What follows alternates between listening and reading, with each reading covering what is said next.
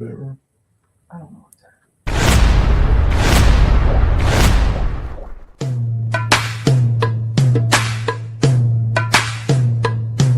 It's time for the Ella Johnson Show.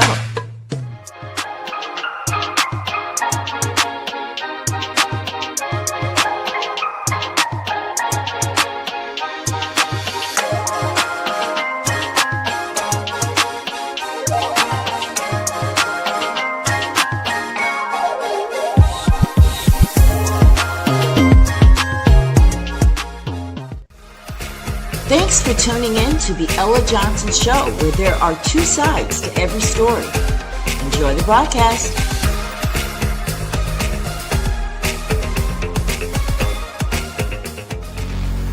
Stay tuned. Hello, everyone, and welcome to the Ella Johnson Show. It's Thursday night. I am so excited. We're going to do a new thing here at the Ella Johnson Show. I think it's important for us to keep up with the streets. So that's why tonight's broadcast is titled State of the Streets. You need to know what's going on. I mean, there's big news happening, but we want you to see the big picture, right? So that's what this show is about tonight. And future shows, we will continue to do this, bring in topics that are hot news, hot topics out there in this country right now, because I think we need to talk about it. What do you guys think? Yes? Absolutely. Yeah, we definitely need to talk about a lot of the stuff that's going on. But I want to welcome you to the Ella Johnson Show. This is your first time. I just want you to know that we have fun here. We like to chat. All opinions are welcomed. It doesn't matter whether you agree with me or my guests. We want your opinion. We want both sides. There are always more than two sides to a story. So we want your view as well. So please feel free to leave your comments. But if you're watching the show from Facebook or YouTube or Instagram or LinkedIn, we welcome you. But do me a favor if you're at YouTube, subscribe to my channel, right? And I want you guys to get engaged. I want your conversation. I want your views. I want you to share the broadcast. But first, I want you guys to meet my guests. How are you guys doing tonight? Fine. Good. How are you guys? Wonderful. Blacktopia is in the house. I know Yes. Jonathan is probably watching. Shout out to you, Jonathan, for producing this show tonight and bringing our guests here. Want to welcome you guys. This isn't, now that you've been on the Ella Johnson Show this time, you're more than welcome to come and return as much as you want to talk about whatever you want. That's how we do things here, right? We're family now. But Yes, I want my viewers to know who you guys are. We're going to start with W.R. Franklin and Lisa Y. Sparrow. Tell us who you guys are and what you do. Ladies first. I am author extraordinaire, Lisa Y. Sparrow.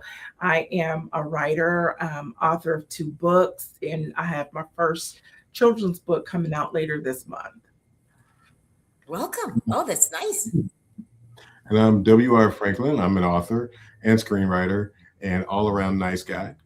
And I have 2 books coming out, and I'm working on 2 screenplays at the moment. Really? Do tell. What are these screenplays about? One would be the screenplay for my book, shameless plug, Urban Contemporary, and then a screenplay for Lisa's book. Drum roll, please. Blindsided and Ambushed, another shameless plug. So I'm working on those 2 screenplays and the quote unquote follow-up to my my first book. Oh, that is so inspirational. I love it.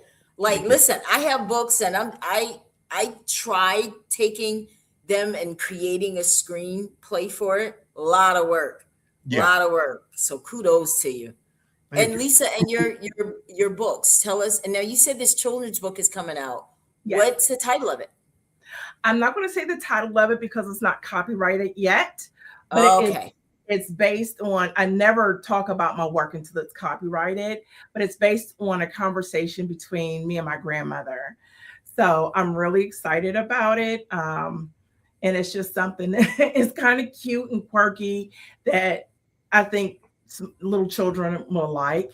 But I can't wait for him to turn my second book, Blindside and Ambushed, into a movie. And hopefully, Mark Cummings, who you interviewed a couple of weeks ago, will be the one to do it, because he's making a movie this summer. And once again, we're part of his production crew, and Wayne has a part in it. So I'm excited about that. Oh, that's amazing. I forgot. Yes. Oh yeah, we totally enjoyed him the other week. It was a very he was interesting. Listen, everyone that comes from Jonathan, you are all very interesting. Well, Miss Lala, tell us who you are and what Hi, you do. everyone. My name is Lala Moore. I'm of Lala Moore Promotions, and I actually have Lala Moore Production. I'm actually a manager for my daughter who is in acting. And I also have a nonprofit organization that will be coming to surface. It's going to be called Beyond the Vision with a Z, not an S. So pretty much I just promote individuals that want to get their products out, whether they're an actor, have a podcast or whatever. Anything that you want to sell or anything, I just help to push and promote and get them out to people who they needed to get out to that would be interested in the services. So what made you start doing this? What gained your interest in that? Well, many moons ago, I used to be a manager of some artists or whatever. And then I also have, like I said, my daughter is in acting. So she got me kind of like back into this field where I was like, well, okay, because we always talked about like doing shows and, just doing little things in the entertainment field. And I'm a people's person, so it's easy for me to get along and talk to people and be able to network. I can tell.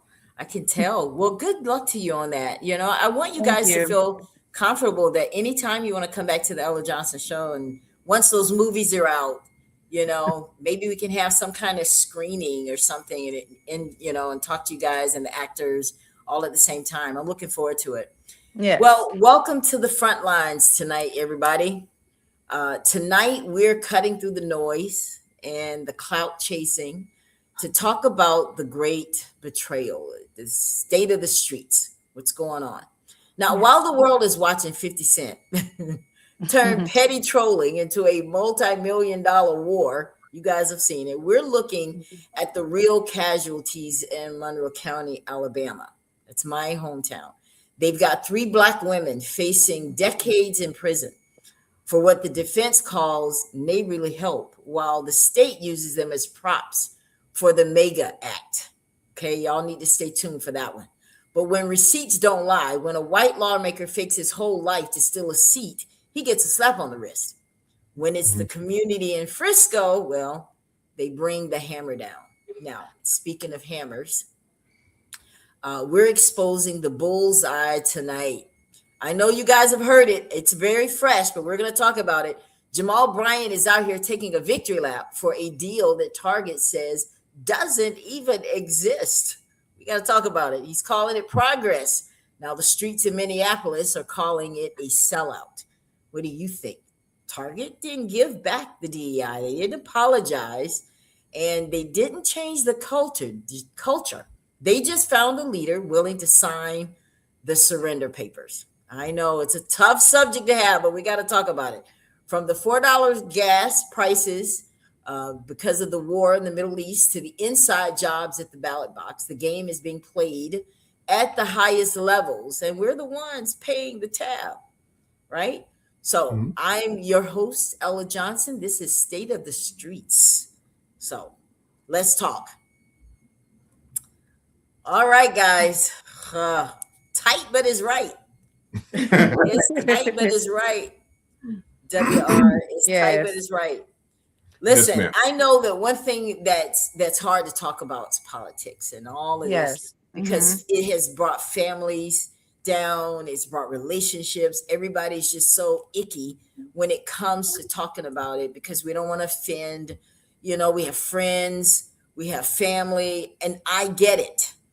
But we have to talk about it. Why? Because it affects our community. Now, some of this stuff may not directly affect you, but it may affect people that you know. You may think, okay, well, I don't work for the government, so that doesn't affect me. Well, in a way, it does, because people that work for the government also come to your establishments to buy things. And if they're without a job, guess what? Then they can't come and patronize your business. Yeah. So it does affect us all one way or the other. So we're going to dig right into it because we have a lot to cover tonight. We may not even get to all of it. However, we're gonna touch the surface tonight, Lala. So the first thing I want to talk about is this purge, this job purge.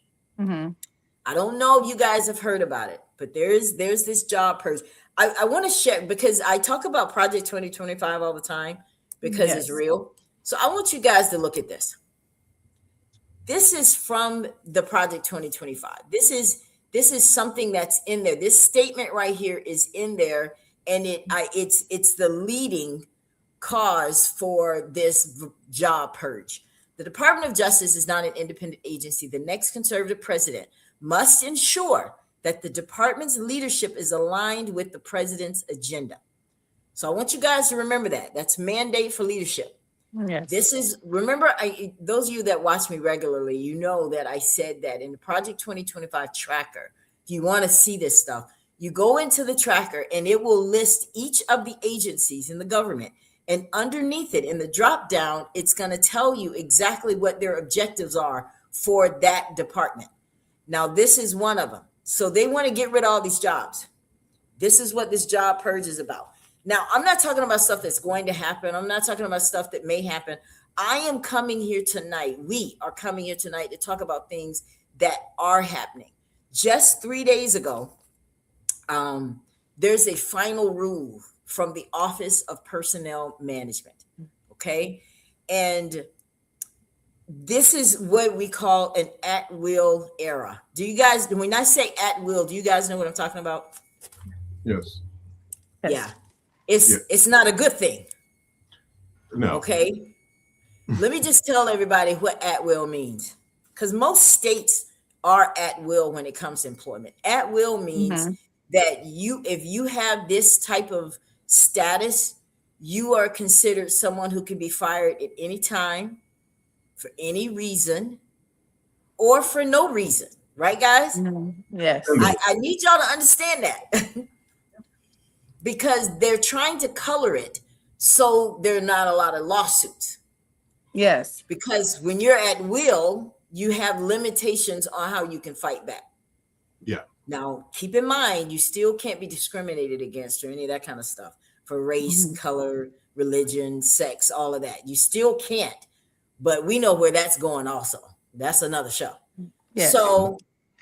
So what do you think so far about this? That they're putting us in this stage right now, Lala. What do you think about that? Pretty much anything that's under Project 2025 is just a way to control everyone. It is basically putting us all into this category where we're not able to fight back. We're not able to have a voice. They are in charge. We pretty much got to walk a fine line to stay in tune to whatever that they are saying. It's just a way to just control everyone to where our rights are pretty much being stripped from us right in front of our face, and we feel helpless because it's like, if you say too much, you're going to lose your job anyway. So it's just a way pretty much to keep everyone quiet and in line. Yeah. Did you guys want to add anything to that? Not.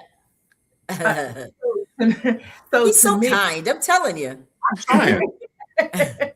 So to me, it reminds me of what the Jews went through before they started the extermination, where they shut all the businesses down. If you didn't have this, if you didn't have that, you had to, be marked or labeled, if you will. And that way we could do business with this person because it's communist ruled. And they wanted to be, like she said, the supreme leader, and he already thinks he's a king. I don't know how. The U.S. has never had a king, so I'm not sure where that one came from. But again, I wouldn't be surprised if we had martial law at some point. Yes. Oh, I'm sure it's in there, little by little. Because and I did research. This is a couple months ago, but the money that he's saving by getting rid of all of these departments is going towards the military, towards weapons, towards all of this other stuff. And I'm like, okay, so basically we are gearing up for World War III. Yes. And that's the whole thing about it, is there's nothing we could do. I don't know, and then you've got the people who are like, oh my God, I voted for him, but this isn't what I voted for, and I've lost my job. Well, honey, what did you think? Right. He was honest when he said it. He said what he was going to do, and y'all drank the Kool-Aid. Yeah. They drank the Kool-Aid and expected a different outcome. Different.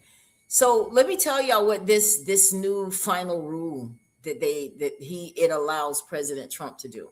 He can now move at least 50,000 jobs out of the federal employment. Now, part of this Project 2025 was to restrict Schedule F. That's what it was called.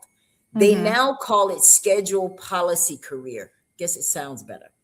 But Schedule Policy Career. Now, once you are labeled that, like I said, you're an at-will employee. You can be fired for any reason. They said that they're doing this to get rid of the rogue bureaucrats, the people that don't align with Trump. Because at the end of the day, guys, all they want is loyalty. Everybody knows Trump is all about loyalty. Yep. You're not loyal to him, it's a wrap.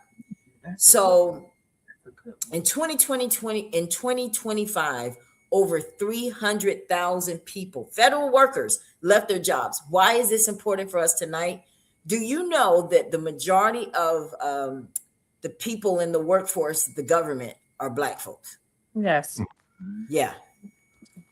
Are you guys getting it now? Yes. What's really going on? For those people that keep saying that Trump has done a lot for Black people, you probably missed this part. That's what we're here for.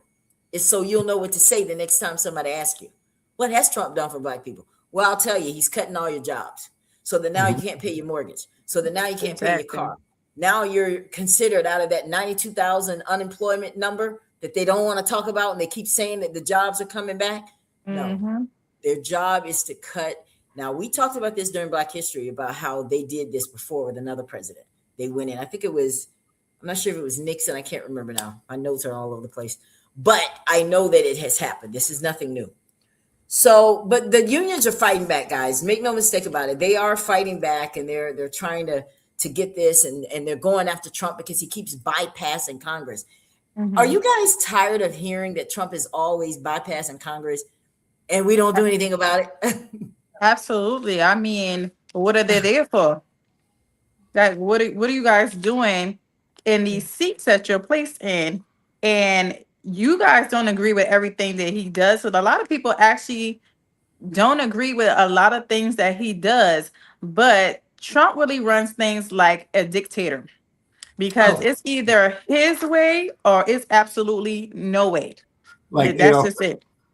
Adolf Hitler, yeah, exactly. See how he's I don't understand how he can bypass, and it just becomes like, a quick news story where it's like, hey, they said he can't do it, but he's going to do it anyway. Next in sports, that's how it seems. Anything that he does is looked at in the news. Like, well, he can't do that, but he will, and whatever. Like, and a lot of people blow it off like it's whatever, but to me, it seems like people that blow it off are the people that are sucking up behind the scenes anyway. Yeah. So they don't really have to worry about it. Right. Absolutely. Because I know if I didn't listen to what my boss had to say, I'm not going to have a job. Right. I'm just making up on the fly and do what I want to do if I want to do it. And I won't have a job very long. Right. But some kind of way he's getting away with this. Oh, yeah. They thought about this for a long time. And I like what this viewer here says, that they're firing for performance. That's true. They're trying to put everything to the point to where it's not about seniority, any of that kind of, it's about performance. And that's why I just want to encourage people, if you're in any job, not just government, but if you're in any job, you want to make sure that you have copies of your performance reviews. You want to make sure that you're keeping track of conversations, especially if you don't agree with the Republican regime. If you're against them, you definitely need to make sure that you are always protected. because any little thing you say, post, or whatever, it can trickle back to your job. This is real. Yes. I'm not trying to scare you guys, but this is real talk. So this is something that's on their heart and mind, is to get rid of and gut. And now, mind you, the data chase has already started. Remember, Doge already got it going. They started this off. So I just want you guys to know that when you are classified as this, you lose your right to contest or appeal a firing if you're considered at will. That's anywhere, though. That is not just the federal government. But so if you feel targeted, I wanted to bring that one because this is something that just recently happened.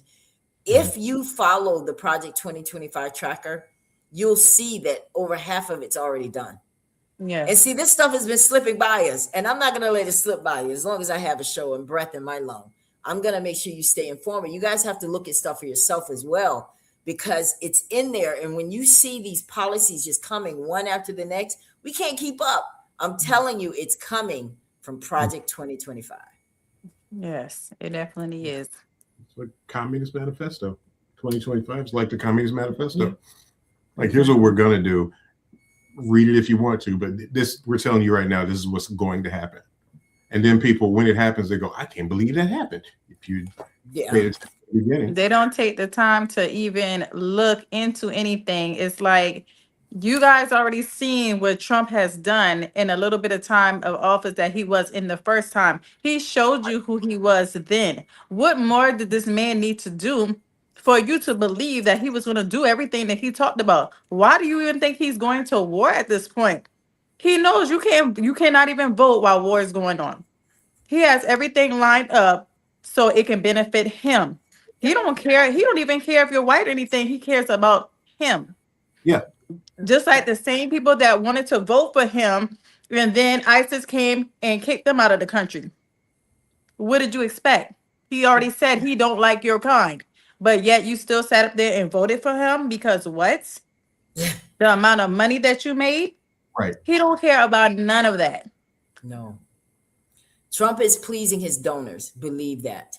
Oh, yes. Whenever he has to get something done, I don't know if you guys have looked into it this deep. And I said, I'm not going to go this deep into the weeds tonight, but Trump has gotten a lot of money from donations from his donors during that election. Lots. I'm talking about hundreds of millions of dollars. And he has to make good on his promise. Yes. Okay. When he first got into office, why do you think the first things he did? They were waiting on it because he had promised them. He had to. He had to do it. When you see Pam Bondi acting like she's just brain dead, she has to. She's part of it too. Yes. I mean, it's the truth. I mean, she acts like she doesn't understand her job, and they all like to just do all this. I'm not going to answer. I mean, they do everything to pass up the time so they don't have to deal with it. So like her why am I comprehension saying, skills have left the building. oh yeah, that's a nicer, more professional way. Thank you, Lala. She said her professional. I said brain dead. I'm sticking by mine though. I admit it.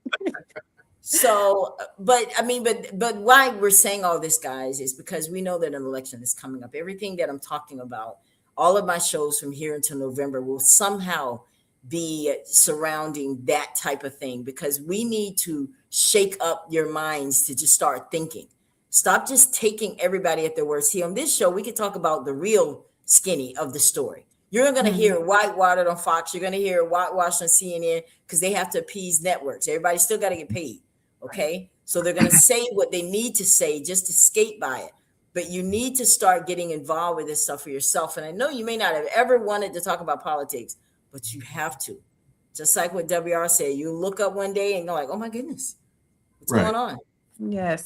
Now, let's move on to the shutdown. How many of you guys know that we're actually in like a partial shutdown right now? Yes. Did y'all know that? Mm-hmm. Yep. Those of you that are watching, did y'all know that? Talk to me. Did you know that we were in a partial shutdown? It's a DHS shutdown. This one is weird. I'm going to be honest. This is a weird one to talk about because we still see what's happening out there. People are still getting deported. How many of you guys want to guess why? Well, Ella, I see that TSA is shut down. I see the FEMA and the Coast Guard. the government being shut down, these people aren't getting paid. Some of them are having to work for free, but they're still deporting. Ding, ding, ding. You know why? Who wants to know why? How many of you guys know why? Let me start with my guess.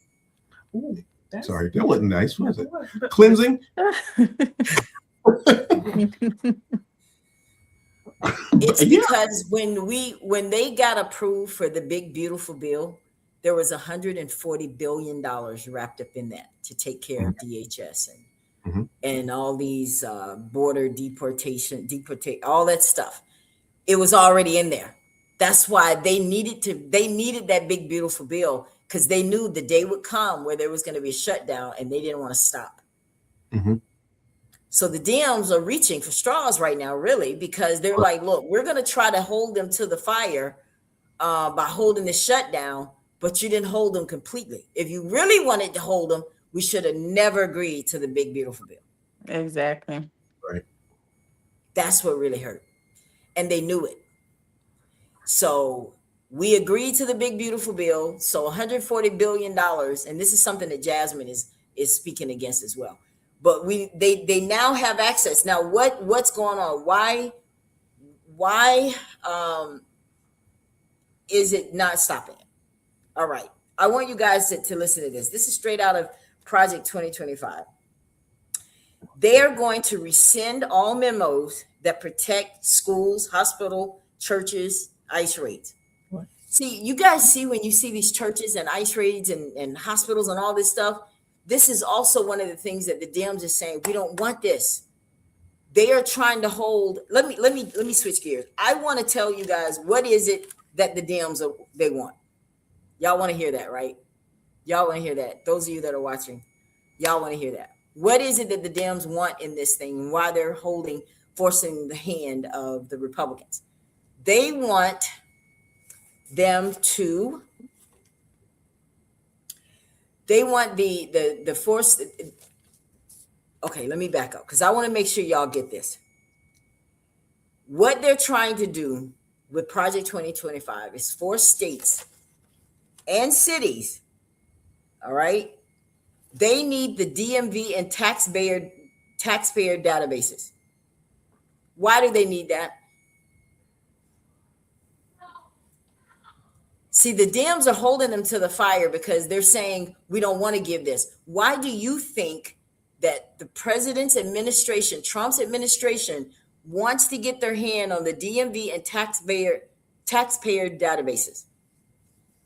To get as much information about them as possible and use it against them if possible. Yeah. Yes. And they're guess what they're threatening them with? You give it to us or you lose your FEMA funding. Oh. Yeah. See, this DHS thing goes a lot deeper. And I think that the Dems are in the fight, but I think they got in it too late. I think they should have held them to the big, beautiful bill, because they're still able to do what that's why people are still getting deported. That's why they're still out there doing what they need to do. They're not really worried about this. They're like, look, now we can blame the Dems. Hey, TSA, if you're not getting paid, it's the Dems' fault. Mhm. If you're not Coast Guard, if you're having to show up for work for free, it's the Dems' fault. And they have been blaming them for everything. Exactly. Every shutdown that they've had, they always blame it on them. They do. So, all right. So here's the deal. I'm trying to look at this, guys. I wrote this stuff and I can't read my writing. So this is what the Dems are saying. We want your people to identify themselves, take off the mask. That's number one. Do we think that's reasonable? Yes. Yeah. It Why is. is that reasonable? You need to find out who people are and what they stand for, what they're trying to do. It gives transparency for one. Right there. I'm doubting that's Why going is to that happen. It's not going to happen, but yeah. In a perfect world, they would be transparent. They want us to be transparent. They want us to listen and follow suit. But when it comes to them, because they're the policymakers or they're the ones in charge, they feel that they live by a different set of rules. Yeah. So another thing that they're asking for, they want the warrant rule. They don't want them to just be able to run up in people's homes. They want them to actually have a warrant before they can actually go in.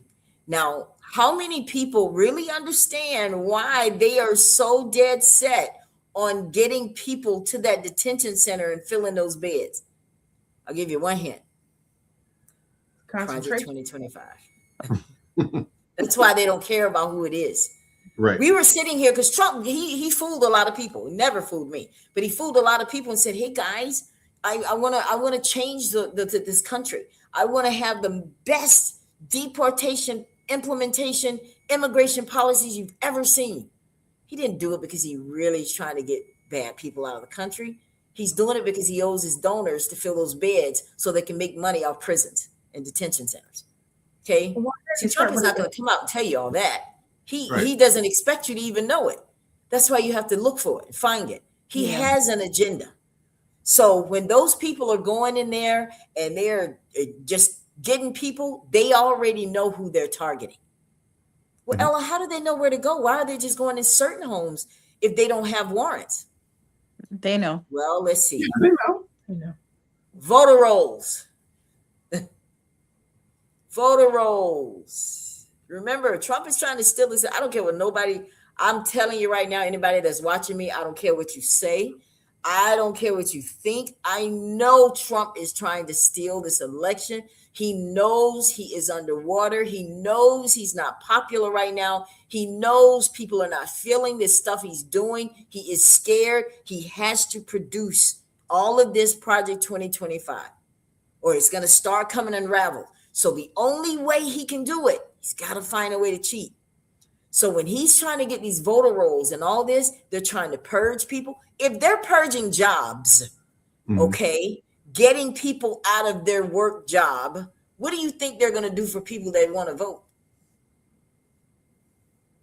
Do you guys kind of see that? Does that make sense to y'all?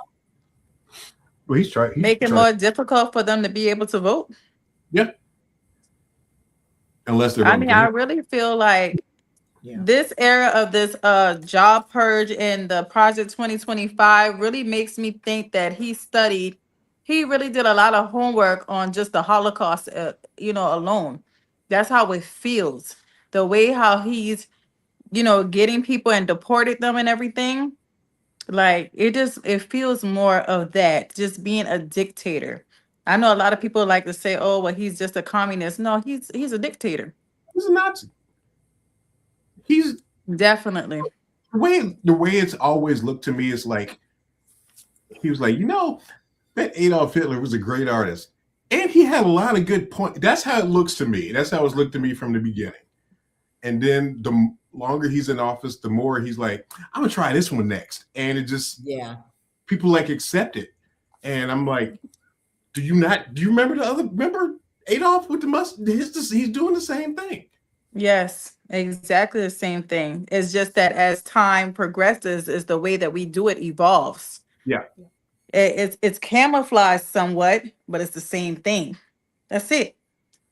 He tries to be funny and entertain people, hoping that they'll just get caught up in that. And that you're not going to go, well, the Dems are just making excuses why they don't want to vote. No, we're reading Project 2025. It's not just about ID. And anybody that thinks that, you really do need to read it. And you need to dig a little bit more because it's way beyond just an ID. Okay. And I'm finding case after case of instances where there's just not it. The numbers don't add up. The math ain't mathing. You guys say it's about non-citizens, then prove it. Show me all these non-citizens that are voting. Exactly. Because that's not it. So come with another lie. Yeah, you tried that one. Come with the next lie. Come on now. Y'all know when we were little and you were trying to lie to your parents and they were like, all right, I already been to the school. Now come with another lie. You went yes. Yeah, well, because a lot of them had the proof that they were actually American citizen. Right. Their paperwork is documented. They went through the proper procedure to get everything legalized properly, but yet y'all still deported them. Y'all still denied them rights to vote. Just treated them like they was just never even here, never got their paperwork. So, I mean, people are not paying attention to Project 2025, but I'm glad that you are doing this show. I'm glad you are talking about the issues that you're having because I feel like people need to be informed. Like, don't just walk around here, glance at the news every now and then. You guys really need to be informed. And it doesn't just start with voting for the president, it's voting for the people that is Oh, over your state and Mhm. your voting your cities. Mhm. These councilmen that sit in these seats, they have more control. The Senate and everybody else does have a role, but look at your governor. They decide whether or not if there's a major disaster, whether you're going to get that funded or not. They Right. make that call. But y'all don't want to vote and change that. Y'all so caught up in, oh, who's going to be the president? It starts with them. That is one of the most important votes, is voting for the correct governor. that's a big part of it. 1000%. And I'm gonna tell you guys, and you need to watch. I mean, you can't just be all about party affiliation either. You need to know. I know that if I'm voting for a Democrat, I still want to know what your plans are, because people can sell out on you. It doesn't matter. Yes. Okay, they'll sell out and they'll make you think that they're in your corner, but they're making some deals on the side. See where their donations are coming from, and that'll show you where the loyalty is. Okay, Absolutely. I think that's why a lot of the Republicans were so frustrated on Lala, because you saw how they were having these town halls and they were frustrated. They're Yes. mad, like, you're sitting there and you're not doing this. Let me give you guys some heads up. Let me tell you why they were doing that. Because a lot of those people that Trump and that were following behind Trump, the same people that donated to him donated to them. That's how they Yes. kept the money in the family counter, so to speak. So their allegiance is not to you, it's to the donors. Just so you'll know. Okay. So, but anyway, so another thing that they're trying to do, sensitive zone protection. This is what the Dems are asking for. We don't want you in the schools. We don't want you near churches. We don't want any of that. They're making a demand on them that this is what we want. Another thing they want, body cameras. They said you need to have your body camera on all times. So these are the things that the Dems are asking for. So what they tried to do was a split bill. They wanted to say, okay, well, we'll take the FEMA, Coast Guard, and TSA, and they wanted to try to do a split bill so that certain things can get funded. And the Republicans were like, no, sorry, it's all or nothing. Now, why do you think they want all of it? Because they all have to. Now, let's see how hard they play. Because the Dems eventually gave up and signed the big, beautiful bill, right? Is that how you guys remember it as well? Yes. Okay. They did. So let's see. And I'm telling you and I knew that was going to be a mistake, because I know that they were trying to, this is the kind of stuff they were trying to do. Everything leads back to money, guys. Believe me, Yes. Trump is lining his pockets. He is taking care of the people that are taking care of him, and they have an agenda. They're going to get rid of, when they say Jim Crow 2.0, not too far off, guys. This MAGA act that's coming up. Well, what's that all? I thought it was to say that. Okay, see, this is why you have to read. There is a MAGA act. It's called Making Elections Great Again. And that's even harsher. That's like Yes. the cousin to the SAVE Act. It's Yes. stricter. So, right. And that's why we're going to talk about what's going on in Alabama, because they're trying to make them out of an example. Okay. Mhm. So that's why our government is shut down. What do you guys think about all that? What do you think the Dems need to do?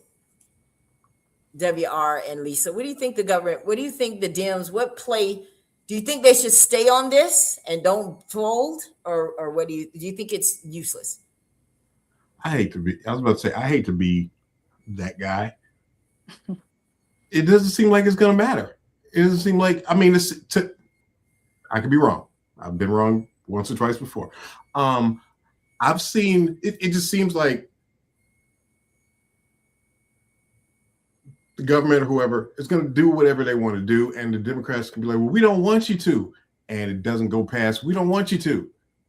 So it's like, your question is like, well, what should they do? I don't know what they can do. I mean, the way they're acting like there's nothing else they can do, that they're doing all they can. So I just want to know how much longer the annoying orange is going to be in office. And start my own countdown. That is so true, guys. But listen, I think that I want to see the Dems hold out or see what comes of it. because at the end of the day, the heart part, they didn't stop. It is bad. Don't get me wrong. It's bad that TSA is not getting paid. These people having to show up for work. They've had long lines at the airport. I get it. Mhm. But they knew that the Dems were going to try to block their stuff. That's why they got the $140 billion. $140 billion. Get a hold of that, guys. That's why you still see flights flying out. That's why you still see people getting deported. That's why they're still out there doing what they're doing, because they still got money. They don't really need this. They're looking like, well, look, we got our people covered. Dems, Right. you're holding it up for the people getting paid. So if y'all want to be mad at somebody, be mad at them. So what do you think is going to eventually happen? Their constituents are going to cause them to do what? Fold. Yes, they're going to give in. They're definitely going to give in, because number one, they know that these people, how long are they going to sit up there and go through this without being paid? They got families, they got bills. It's only a matter of time. They should have started out in the beginning and not agreed to anything and stood their ground then. They waited later on after you done see all these outcomes as if they didn't know that it was coming. You knew it was coming. We done been down this road before. So they should have been better prepared, and they should have had just stood their ground from day one instead of giving into anything. So Political Bear Nation, who is a guru that I look forward to, he says that no Democrats voted for the One Big Beautiful Bill, but they did vote to fund the government when they should have kept it shut down. Mhm. That's the real skinny of things, because they felt pressure Yeah. from their constituents. They're looking at trying to get voted in. They don't want to lose their seats. So they went ahead and voted to fund the government, which gave them the Big Beautiful Bill, right? Mhm. Political Bear. So I think that Trump is good president, but if he's president only, I can visit and talk to him if I got a chance. Well, you go ahead and talk to him. Thank Enjoy you. that. Yeah, no, Have thank Put fun. me on the phone. Put me on speakerphone. Keep the pressure. The lack of TSA agents will further disrupt air travel. Yes. And eventually airline companies will pressure Trump to give in. That's what happened in 2018. That's what I think too. I Mhm. think they should not give in. I know the constituents are coming for you, but if you don't, I mean, we're just giving it right over to them. And see, this is what people try to tell me, guys. They said, Ella, you have to understand that Trump is going to get his stuff in because they hold the majority. And I'm just like, so we just got to. So then why do I have congressmen why do I have people in Congress representing me if they could just keep doing what they need to do? You got to hold out. See, me, I wouldn't vote for, I wouldn't care what my constituents say. I wouldn't care about getting elected. I'm like, listen, guys, I know y'all don't understand this, but I have to do this. You don't understand, because most people don't understand the ins and outs of all of it. They don't understand how government works, and they just see what they see for a split second. Man, I hate the Dems. That's why I'm not voting. They got it where these people can't get paid. They don't see the big picture. That's what we're here for. Yes. Right? Yeah. Those are just people that glance at the news real quick and then turn it to sports. Yeah. This is interesting. Now we're gonna move on to the next subject, guys. What we're gonna talk about next? Jasmine Crockett. Jasmine. How many of you guys watched the debate between her and Tallarico? I watched some of it. Did y'all watch it? Yeah, I only had like a little glimpse. I didn't get to see the whole thing. Why were we as African Americans so split on Jasmine? Lala, what do you think? I honestly don't know, because I love her. I definitely think that she stands 10 toes behind us. She stands 10 toes down for us. She is, I mean, her background is impeccable. If anybody ever paid attention, she actually was a public defender Right? once upon a time. So I don't understand it. I mean, she's for the people, she's for education, she's for equality. She even I think it's like criminal what is it called? Like when criminals make their choices or whatever, she's trying to help them with, getting a job and getting them on their feet and things like that. So she is definitely for the people. She understands the people. So why it was split, I don't know. Why do you think, WR? Why do you think she lost? Again, I could be wrong. It's like the vice president, the Former? Kamala. Kamala, That's the one. same thing. Mhm. Oh yeah, she's great and she can do this. And then when it comes down to it, they're like, yeah, I can't see her happening. Just perception. Too Yeah, outspoken. Well, yeah, well, even beyond being too outspoken, it's like she's awesome. Yeah, blah blah blah. And then that really low level, yeah, she's a black lady. We can't have that. But correct me if I'm wrong, but wasn't she a civil rights attorney? Yeah. I mean, who better for the people than a former civil rights attorney? I think that people let the news get in their head and they turned them against her without them knowing her background for real. Mhm. They got sidetracked on all this, the way she's talking and her lashes and all that foolishness, and I think that's what happened, and this is what I understood, that it was the Latinos that really put him in there, that cost her the election. Mhm. And it's because she made a comment about them. This is just from my views that I've seen. And she made a comment about them saying that, well, you guys went over there and voted for Trump, and now you're crying because this and this and this. I mean, she wasn't wrong for that. I mean, they did vote for She Trump. stated facts. Yeah, I mean, she's right about that. And Absolutely. I think that Tallarico may be good though. I mean, we gotta stand. I mean, I think he's gonna be good. I mean, from what I can tell. From what I can tell. And she has even rallied around him and say, hey guys, look, we got to get behind the Democrat on this. I know I lost, but I really need you guys to come out. And so we all know now that Jasmine is out of office. She is done January 2027 from what she's in now, her role now. That's over. She'll be leaving Congress. Why? Because she did not set up a rebid for her election. She didn't try to go into that position again because she was running for Senate. So because she lost this Democratic nominee seat, now she doesn't have anything. So we know that's not the end of her. Political says she won 85% of the black vote, but she did very poor with Latinos and whites. Yeah, I think it's because James reached them on his religious rhetoric. Texas Latinos tend to be incredibly religious. My 2 cents. I agree. What do you guys think? Yeah, I would guess so too, because I mean, she definitely should have. I felt like she should have won at least. It's just unfortunate because what she brings to the table, like she has an amazing background. She is well educated. She knows her stuff. I think God is going to use her somewhere else. And I pray that he does. Yeah, And I know it's he going to will. be her spot. Yeah, I don't think she's done, not at all. Because she's actually speaking up, guys. Because some of your people that you elected don't even speak up. I'm just saying. Don't let me start calling names. So I think you should be grateful that someone is standing up, and she's standing up for this purge.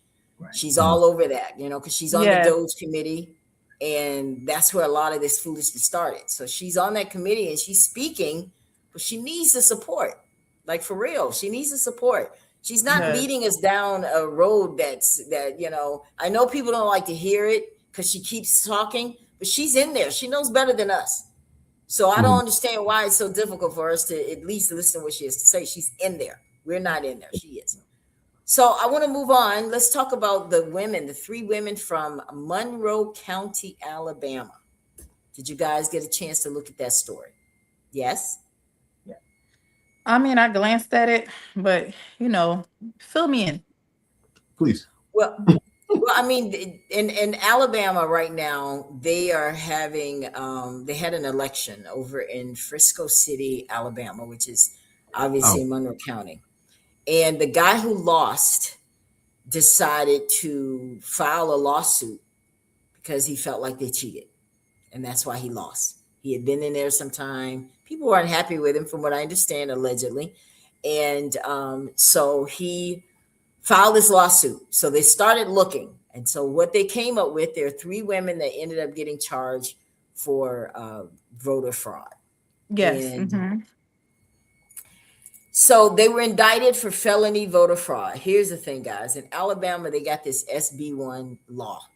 It's really like a harvesting law. And they are really trying to make an example out of these 3 women to push the MAGA Act. Okay. Now, for those of you that are watching from Alabama, I want you to understand something. These 3 women, they are innocent until proven guilty. I don't care what the media is saying. The media is going to be a little one-sided.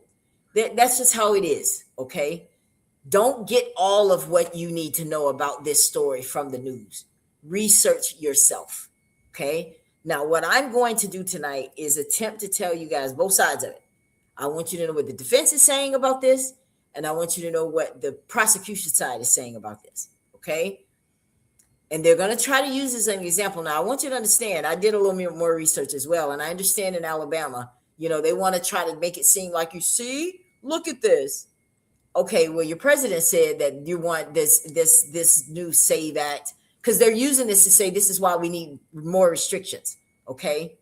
But I don't see anybody talking about all the people that are legitimate citizens that are causing the fraud, like what allegedly is happening here. Because there's a case where this guy in one of the counties there in Alabama, where he was pretending he was he had a whole different address, and he was a representative for the state. He lost his position. Then there was another one that there's a lot going on. It's not just with these 3 women, but they're going to use these women, put their picture everywhere to try to prove a point. So they're saying that they filled out 20 absentee ballots just so this guy could win. Now, mind you, it wouldn't have made a difference because he really won by a lot. Those 20 ballots wouldn't have mattered, but I digress on that part. Let's get back to what the facts of this case are. This is what the prosecution is saying, that these women, because it's one of those things where they were either helping or harvesting. Now, harvesting is you're going to take this ballot and you're going to do all of this and convince them, maybe not even tell them what you're doing. Just check here. Just check here. Okay. But these women's defense is, no, we were just helping. We know the community. We went to the homes and we were helping these people with their ballot. They couldn't come in to vote, so they needed an absentee ballot. But here's where the prosecution says, y'all tried it. What the prosecution is saying, you had 85 ballots of people saying that they're working. I think it was 85. Let me make sure I got my facts right. 85 ballots.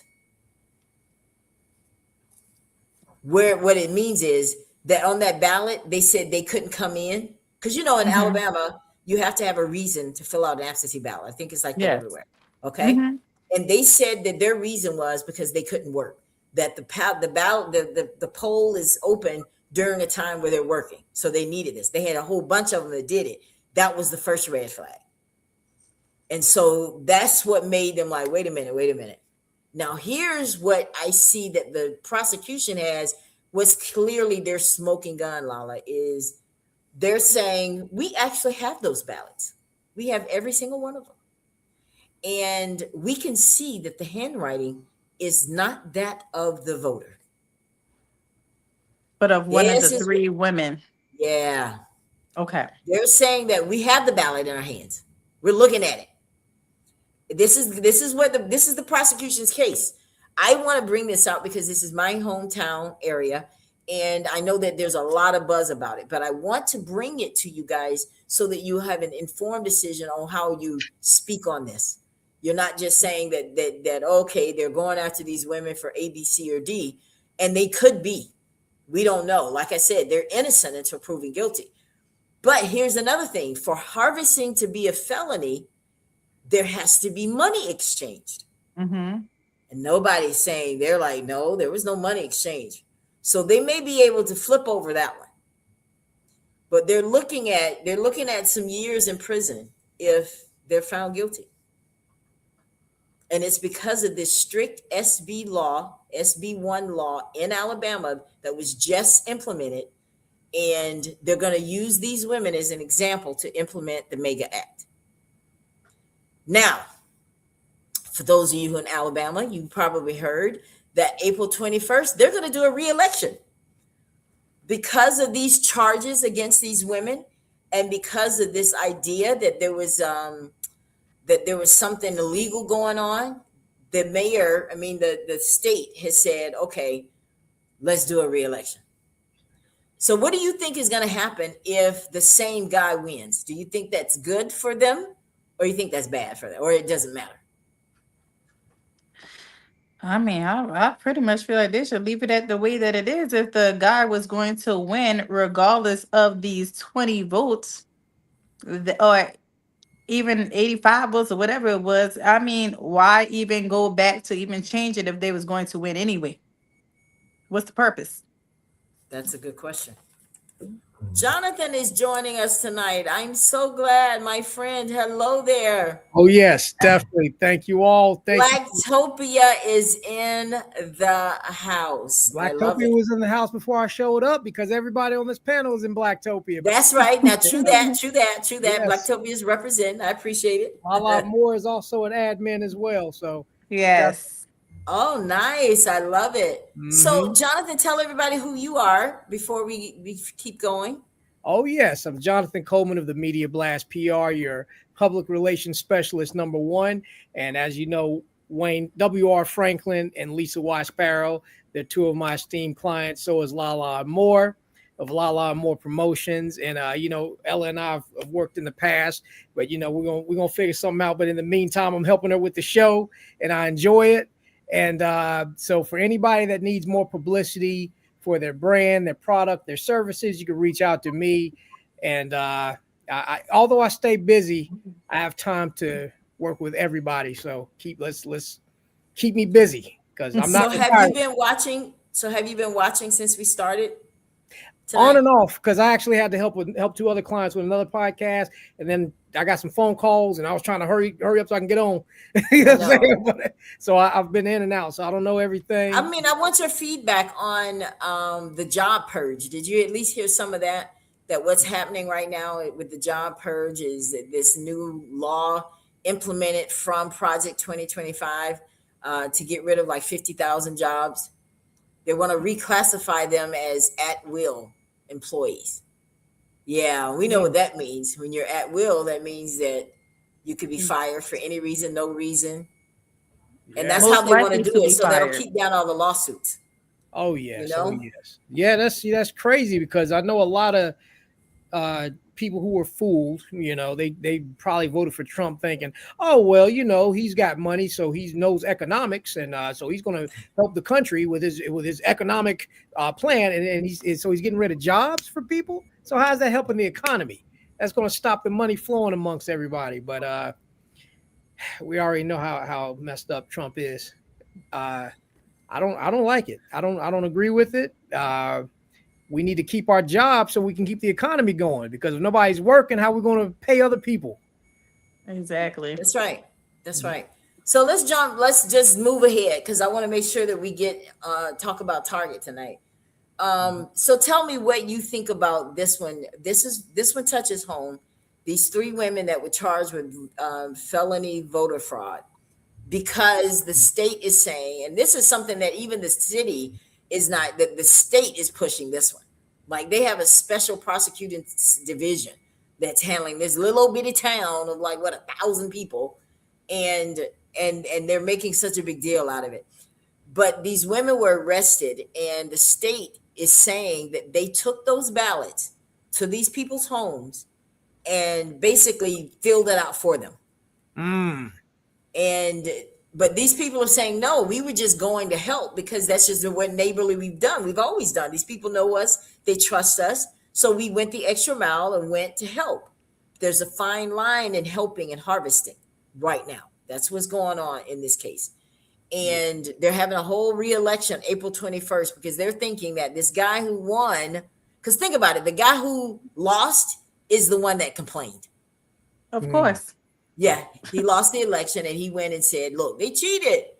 They cheated. I knew that this guy did, and I mean, he was going to lose anyway. But they're having a re-election now because they said that it was. Now, how do you think that's going to look for the women if the old guy wins? How is it going to look for the women now? Now, who are the politicians we're talking about? You say their name? Okay, so this is in Alabama, and it's a mayor of Frisco. Okay, Frisco City, Alabama, and there was an election, and the former mayor lost. Mm-hmm. So he lost to the new guy. So because he lost, he's pissed. So he goes and files a lawsuit saying they cheated, so to speak. And so when they did that, the state got involved and discovered this harvest ballot issue that these women really went around and getting these people to vote. And that's not who they wanted to vote for. That's what they're assuming. And what I just said before the state said they actually have the ballots in hand and that they have a special person looking at the handwriting. And what their claim is, this is allegedly, their claim is that these ballots were not filled out by these voters. Yeah. That's not their handwriting. It's that kind of thing. Now, this is against the law, right? Or is it something different? Yeah, it's definitely against the law. It's definitely against it's not against the law to go and get them to assist to do the help part. Yeah, for but you assistance. can't do it for them. Yes, that's where they messed up at. Had they had just gone there and just assisted them and tell them where to sign at or where to fill in at or where to bubble in or whatever it was, they would have been okay because you're, within the guidelines. But once you decided to fill out it for them, it seems like you are making the decision for them. And even if that's not the way that it is, that's the way they're going to flip it. Yeah. So do you think, so now let me ask this question again. So if the old guy who filed the lawsuit wins this time, do you think that strengthens or weakens the case? It strengthens it. Definitely, because now we're looking at, well, who else did you guys help assist anywhere else or went to talk to or however else that is in the violation of them being able to vote within, within the voting requirements. Did you sit and do anything else? I feel like it will open other doors to try to look into more things, to try to flip different things upon them. They should have just left it at where it was at. But if he actually wins, that is definitely going to be more hurtful for them in the long run. It's not going to look good for them because they are definitely going to view it as you helped this other guy to win this election. Unless more people come out to vote. Yes. I think that would be the only way. Yeah. Mm-hmm. What were you going to say, Jonathan? No, I was just actually agreeing, basically agreeing. Now, Political Bear says something. I totally agree with this. And I hope that anyone that's watching this broadcast that's close to these women, I hope that you will tell them this. He says, I hope they don't plea out. This needs to go to trial because if these voters say that's how I wanted to vote, there is no fraud. That is true. But let me tell you what people are saying. I dug a little deeper. There are people on those ballots that they have reached out to, the state, and this is what they're saying. We didn't know nothing about this. We didn't know anything about that. We didn't tell them this. That's bad. That's messed up. Now you got some people that are saying, no, they're upstanding. They've been in this community. We trust them. And this is how we wanted to vote. So you got mixed. You got some people that saying, I ain't know nothing about that. They said, well, this thing here says that you work out every day. I don't know nothing about that. Well, this thing here says that you weren't able to go because you're disabled. And then some of them not even live in the city and they had absentee ballots. So it's a mixed bag of what allegedly I read that the state does have in this case. Do you think their case is strong or weak, Jonathan? Well, I apologize, Ella. I was actually trying to help people. Well, let me ask Lala. Lala, do you think I should have asked you in the first place? Sorry. That's okay. That's okay. Do you think their case is strong or weak? I mean, I think that their case is actually strong only because it's so many different things going on where we're not all, we're not all with the same thing. We have different versions of what's going on and what's happening. But I guess one of the biggest questions is for the people that are not in the city limits that are able to vote, how did they get the absentee vote? Did you sign up or the person just ended up coming and knocking on your door?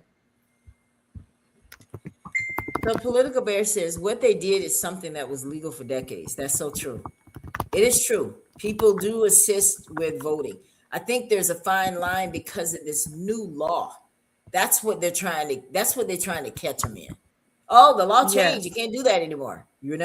Can't take money for it. And there's no evidence here of any money exchange. Mhm. It's just that the signatures, Political Bear, this is the deal.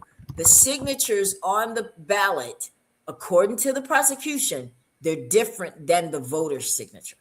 So that's their evidence, if you will, that these people did in fact fill out these ballots and lied to be able to do it so these people wouldn't come in and vote. And what the MEGA Act will do is no one will get to do this at all unless it's your family. The only person with the MEGA Act, this Make Elections Great Again, that they're trying to produce, that they're trying to get started and implement, the only way you could do this with that new law is if it's your family member coming to your house to help you. So it's a fine line here. It is. So with this new election, so let's move on to the next thing, guys. We're gonna get all of our subjects covered tonight. I'm so excited. Are y'all excited? Yay! Yes. What's next? Now we're gonna talk about Target.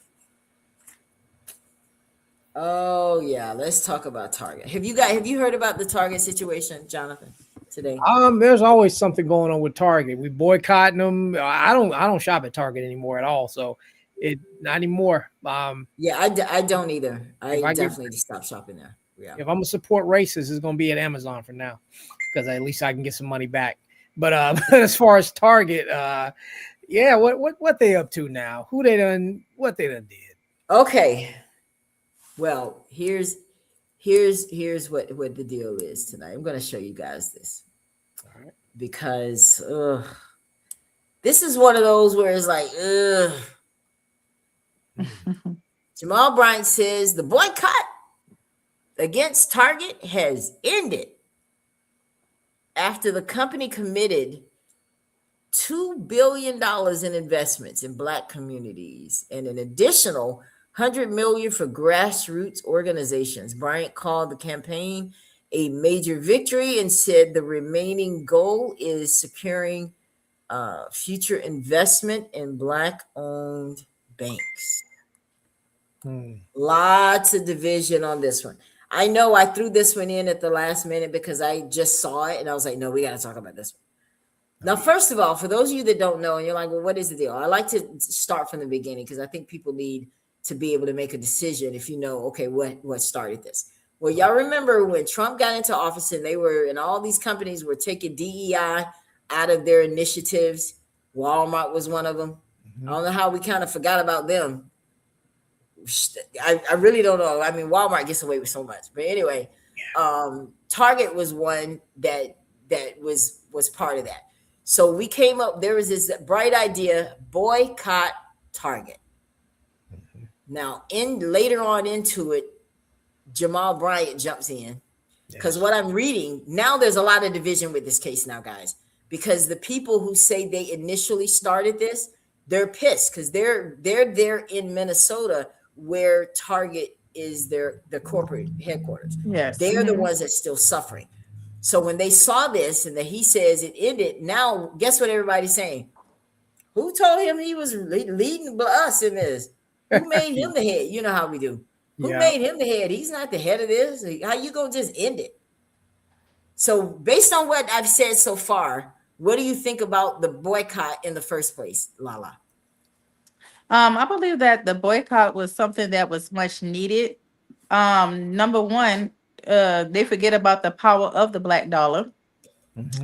It seems like a lot of times when it comes to these major corporations, they always want to find a way to take us out of the equation, don't help and have our products and things inside of their stores. So I definitely like the idea of boycotting, but maybe he should have gone a little further, but it was definitely a good idea to do so.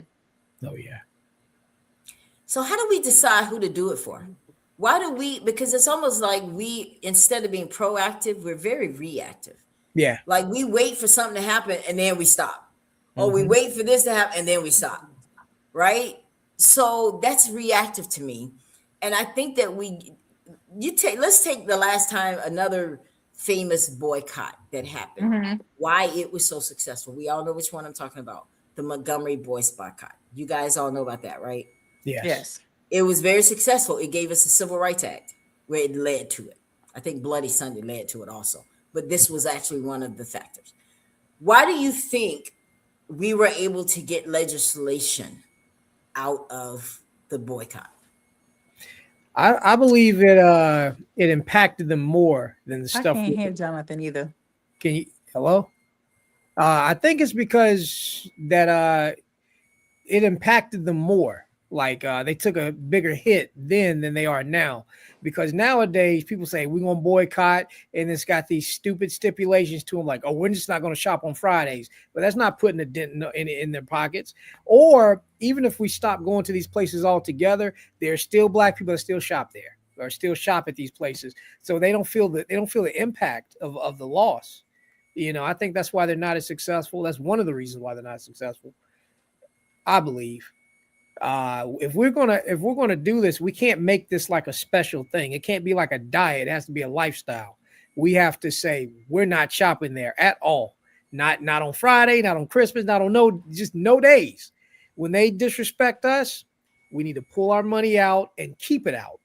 Not say, but I'll just get one thing, or I know they got one black-owned thing in the back, and I'll buy that. No, cut out the middle person and buy directly from. Forget the vendors and all that. We have to stop. And I know people like, things that are convenient. I'm guilty of that myself. If it's easy, I'll pay extra money. But in some cases, doing buying black is even more convenient. But we're just so we're so programmed to go to Target and Walmart because we've just been doing that, I mean, I want to bring up what Political Bear, he says. I agree with him. He agrees with Jamal. No, boycotts have to end when concessions are made. Otherwise, businesses have no incentive to make changes to end a boycott. So that's a very good observation. However, who established what the rules were in this? Like, what did we want? Whoever has the biggest megaphone, that's who makes the rules. It seems like. Because what is this code that we're on? Nobody, it's just whoever has the biggest following says, we're not going to buy from them. That's what it seems like. There's no real organization. So, and I think. Because I heard a lot of the problem, but I didn't hear any of the solution. What is the solution? How do you know when there's a victory? What did we get out of it? This one I think is a victory. When one of the things that'll show that we won go out of business. Everybody froze. Okay.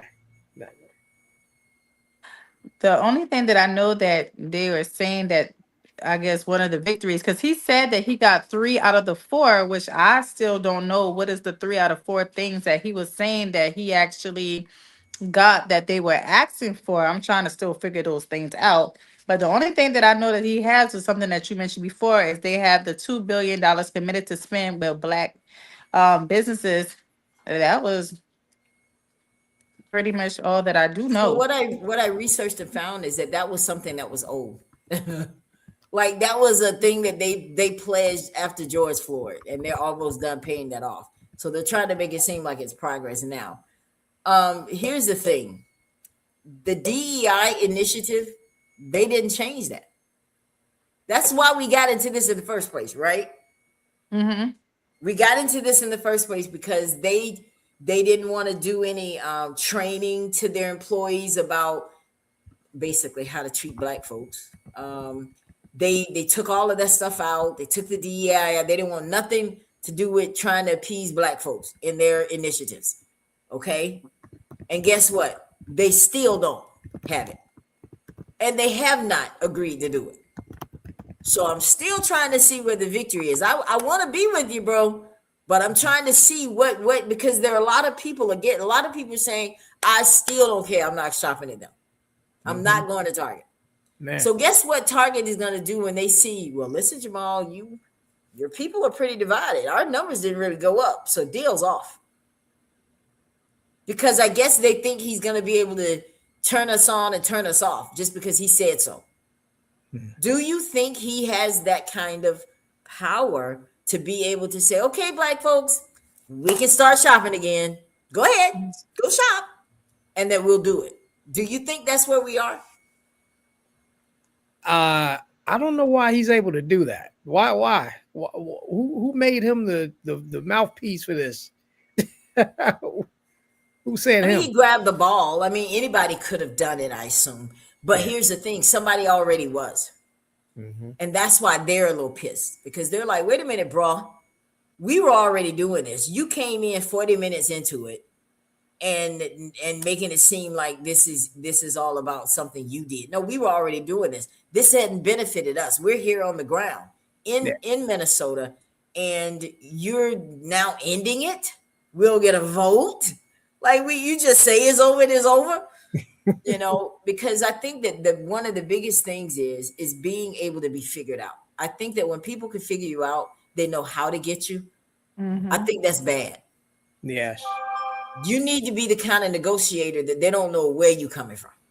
They don't know your hand. They don't know what you're going to ask for. And you certainly can't be in the room and think, because this is what I did hear that Target said as a result of that meeting. They said, we just let him talk. We didn't agree to anything. He said it, and we were just like, okay, but we're not changing our DEI initiatives. We haven't done anything different. So because a $2 million pledge, and you think did you get it in writing? Is there a contract? Like, why are they saying it? Why didn't they even apologize? Yeah. Mm-hmm. You see what I'm saying? Mm-hmm. I think that we set the standard bar so low, and that's where they met us. Yep. When we learn how to ask for something big and stay there, that's what makes you more powerful. Exactly. And I think what would victory for us is if they didn't make any changes, Target just needs to go out of business. We just need to I think he got played. Yeah. He did. Now, some people say, well, Ella, look what he did did something for the Black people. Okay, prove it. Wait, you're going to have to show it to me, right? I need to hear them say it out of their mouth. You know why they're not going to say it? Because these people are all about mass incarceration. What? Yes. Yeah. You need to do your homework, leaders, before you go cutting deals. Find out. See, you think it's just about DEI. Keep going back. That's just part of the onion. Keep pulling. Keep pulling that onion back, and you're going to find out who Target really is. Yeah. What's really in that eye. There's a lot of mass incarceration in that eye. Why do they agree with locking up a whole bunch of Black folks? Yeah. Maybe because they're getting some money out of all these Black folks in prison. Mm-hmm. Allegedly. Yeah. So this is where we have to be careful, guys. Yes, Martin Luther King did say that when people don't respect us, you make them respect you. How did we make Target respect us? I genuinely want the answer. I really am looking for it. I want like minds, people who are not like my mind. Let's talk about it, because I don't want to just bash Jamal without knowing everything that he did or everything that happened in there. I just want more information. what know, really happened in that meeting, and what did they really promise us? And why can't they talk about it? Why are you doing all the talking? I want you to stand there but this is what he did do. He gave credit to the new CEO. Well, guys, the man showed up. I don't care about that. hold up. The devil show up every Sunday. You don't see Yeah. me giving him kudos. He be in church every Sunday The devil was in on the that meeting front too. row. So why am I impressed? See, I think we're too impressionable. We get too impressed by little things. I'm not impressed by that. Yeah. He did it because he wants y'all to get in line. So he had to come to the table. Yeah. But what do we leave with? What's that saying somebody said? You're either, what is it? You're either the menu or you're either the plate or you're on the menu. I can't remember. It was so deep, but I can't remember. But I mean, I just don't see what we have gained. What is the 3 out of the 4 that you're saying that we gain? And usually when a major corporation has agreed to things, you'll usually see like the statement from them or something. I haven't seen anything at all whatsoever saying to what they have agreed to. And I mean, as far as I'm looking at it, from not being able to see any type of real proof, it don't seem like we won anything, and they still don't respect us. We're in the same space that we was before when we first started doing the boycott for Target. Yeah. So political bear says he's giving us some insight on this as we go. I appreciate you, brother. The biggest win, in my opinion, is they are making 13% of the board POC. What does that mean, POC? People of color. People of color. Okay, thank you. Wow. They are making 13% of the board people of color. Okay. Is that a good thing? Is that progress? Do you guys think that's good? What was the percentage before? We don't know. Yeah. Okay. So what does it mean if you have 13% of the board is people of color? That means that even if y'all all agree, you still may not get what you want. Because But what some does that things do can for be the done Black just to businesses? make you think we give a squat about you. Mhm. I'm just saying. I'm just not overjoyed yet. Okay, this is great. They're the biggest win is they're making 13% of the board people of color. When they ended DEI, this is what everyone was initially mad at. Did they end it though, political bear? Did they end it? How do we know they ended it for real? Did he get it in writing? Was there something signed? Did we walk out of there handshaking? It was just the word, and they're gonna turn back after it dies down, and we're gonna be back here again. Because then if we come back, you're not gonna get the support. People are not gonna follow this time. Yeah. So I want to know. I really want to know. I'm just trying to figure it out. Can I get a job in any country?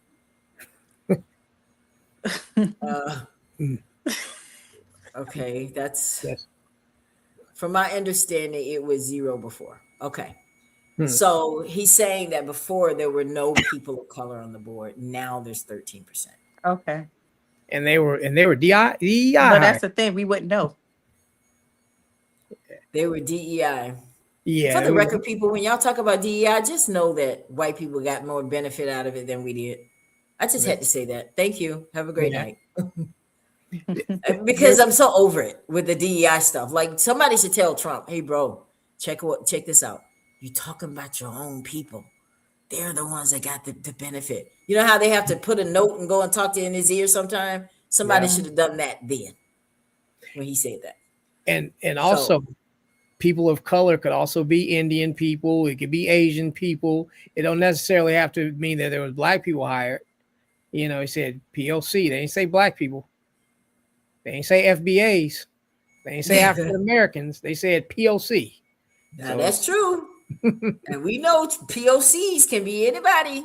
Yeah. Exactly. And that's not necessarily African Americans. It could be Mexicans, Brazilians, it doesn't classify as the black community. And that's where we're the ones on the front lines and sitting up there trying to negotiate with other people at. Yes. Yeah. If they went through all this trouble, guys, do you think maybe we were spending more money at Target than anybody else? Probably if we the ones stopped it, that's why they need to go out of business. That's the only way they're gonna learn is we need to just drain the money. Whatever 2 or 3 black people that's still left, stop shopping there so they can go in here and close their doors like Kmart and boom, or JC Penney. And it needs to be something that's abandoned on the side of the road. And then we point at that and say, all you other racist companies, look at what we did to Target. You next if you keep disrespecting us.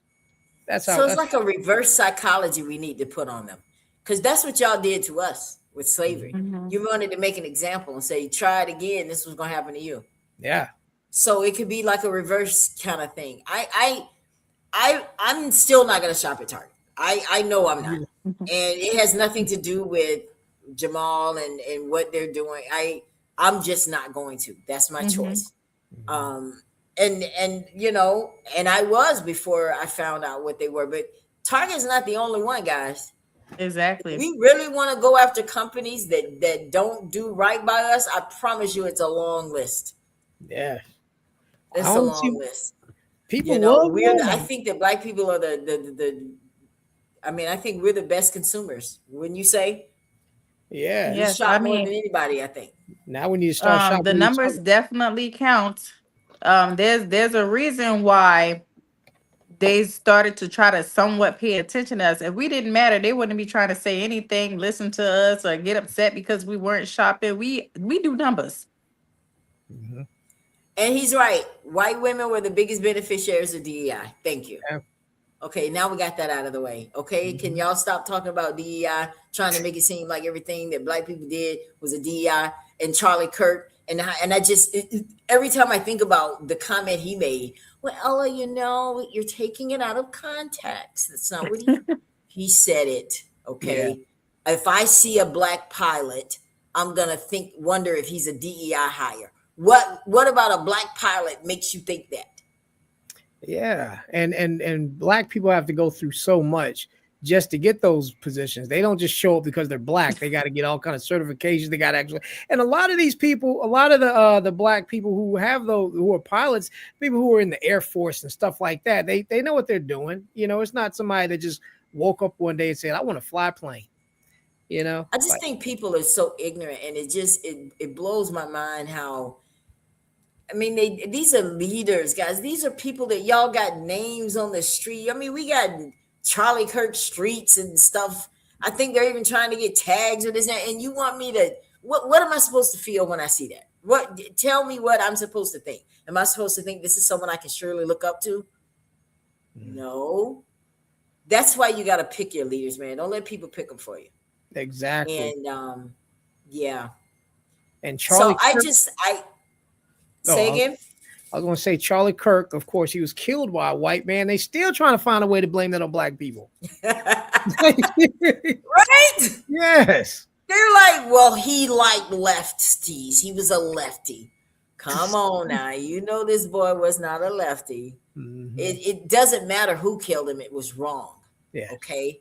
I will never, ever take pleasure in seeing this young man killed, especially the way he was killed. Nobody deserves that. No, nobody deserves that. I'll never say that. Mhm. However, I do think that the stuff that and I used to try to listen to him. I did, honestly. I would listen to him. I did. I mean, because I listened to stuff that, I mean, I can't listen to it long. But I did listen because it does turn my stomach. But I think it's important to hear other versions and other people's opinions so that you're like, okay, nah, I'm staying where I was at. You know, it's, Mhm. you know what I'm saying, right, Lala? Because I Yes, know to that get that's one another of the things you said. perspective. Yes. Yeah. Yeah. So, I mean, what about these gas prices, guys? What's going on with that? Where y'all at with that one? I think I need to ride a bicycle. Now, people want to try to put a spin on it. Like, well, Ella, it's not going up because of the war. Okay, you slow. You Then are slow if you what think reason? that. I know. It is because of the war. I'm sorry. The hostilities, what's going on in Israel, Iran, it has a lot to do with that. Because of the oil prices, they're not producing it as much. All of this leads to why gas is high. Exactly. Now, Like we haven't seen this before. Yeah, like we haven't seen this before.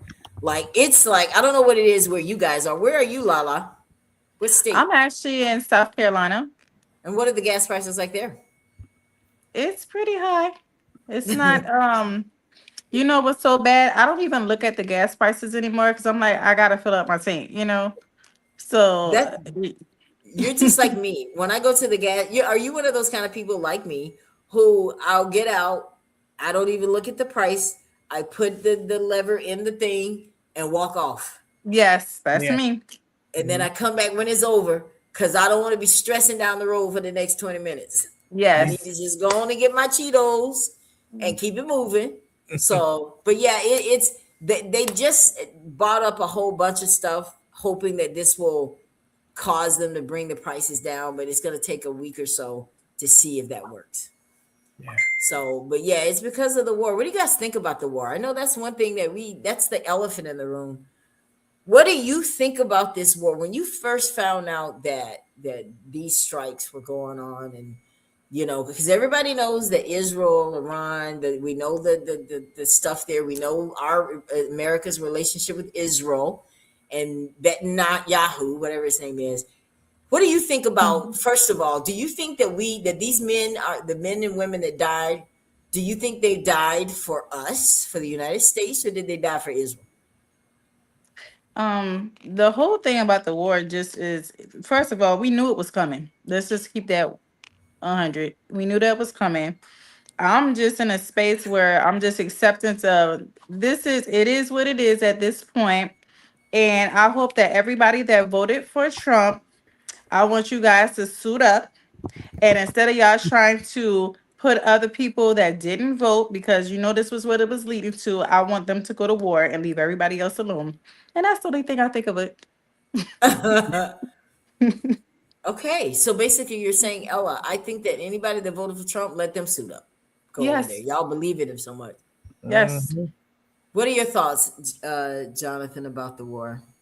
Well, same thing Lala said. Just all those MAGA people, they want to hurt and kill people so bad. You want to hurt and kill Americans, go over there and hurt and kill them over there, not us.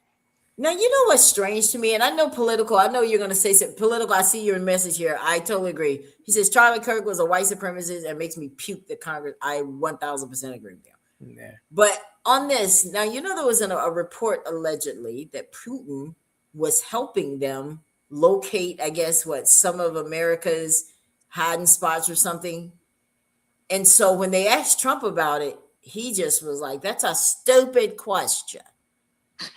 He don't want no pieces of that. Why he stays away from anything Putin? Why do you think that is? He's Jonathan? afraid of him. Oh, yeah. Lala answered it. Yeah. Yeah. He's afraid of him. And it's so unfortunate because Trump really thinks he's friends with Putin. That's what's sad. And Kamala said it. She's like, he really thinks you're his friend. He would eat you for lunch, bro. Mm-hmm. And now China, is it China or Korea that's actually like, look, all right, now you let something happen in Iran, because isn't their oil going to, don't they trade oil with is it Iran that China is it? I'm trying to get it all because I get this stuff mixed up sometimes. That's why I need I some want to help. say it's China. Is it China? I want to say it's China. Yeah. And I could be wrong now. Don't come for me, political police.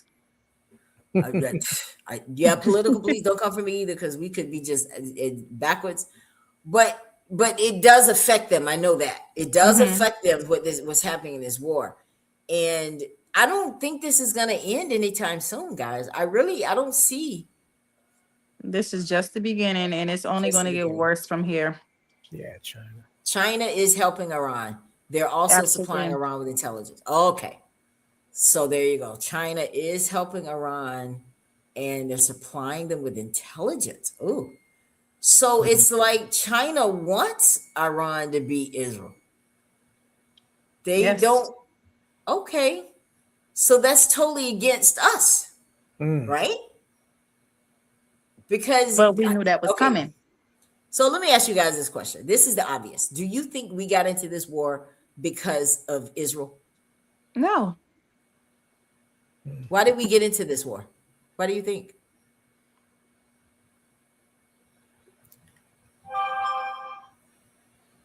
Jonathan? Political bear. Political bear. Yeah, Yeah, we need political bear. we're gonna pass it to him. We know. Yeah. Help us out, brother. Yeah. I mean, I think it was because of Israel. Maybe perhaps. Yeah. And then look at that. That's my boy. He said 100% because of it. Yeah. It was because of Israel. Netanyahu wasn't coming over here for nothing. Yeah. He was in Trump's ear. Now, I personally think he's got something on Trump. Yeah. As everyone does. Yeah. I think this is a lot messier. I know we don't get deep into politics, but I'm just like, something don't smell good, Trump. I think you got some dealings there with Israel. Trump had to do this. He doesn't care. He'll sell out his own country. Because we already know what Putin got on him, allegedly. Yes. The gold showers, right? Mm-hmm. You know about that, right, Jonathan? Hold on. I was looking at something. I'm on the show. I'm on the show. I'm here. I'm here. All right. So Political Bear is giving us up. It's because of the Bible. Christian Zionists believe Jews have to be in Israel during a battle to bring about the second coming of Christ. What? Okay, I heard that. He said, I'm not joking. Wait a minute. Let me read this again. It's because of the Bible. Christian Zionists believe Jews have to be in Israel during a battle to bring about the second coming of Christ. Wow, really? That's crazy. Wow. Yeah. So, we're gonna wrap it up, guys. We brought a lot of different stories. Now, on a lighter note, let's talk about 50 Cent and T.I. Have y'all seen their little beef? I know you're in that kind of world a little bit, Jonathan. Did you see the beef? Oh yeah, T.I. got the whole family involved. King, they doing all kind of products with 50 Cent's mom face on it, and they doing diss records. I haven't heard any of the diss records actually, but I heard they're pretty good. They get at 50 pretty good. I kind of want to actually believe. Oh well, they're saying that 50 Cent is putting out a documentary on T.I. and Tiny.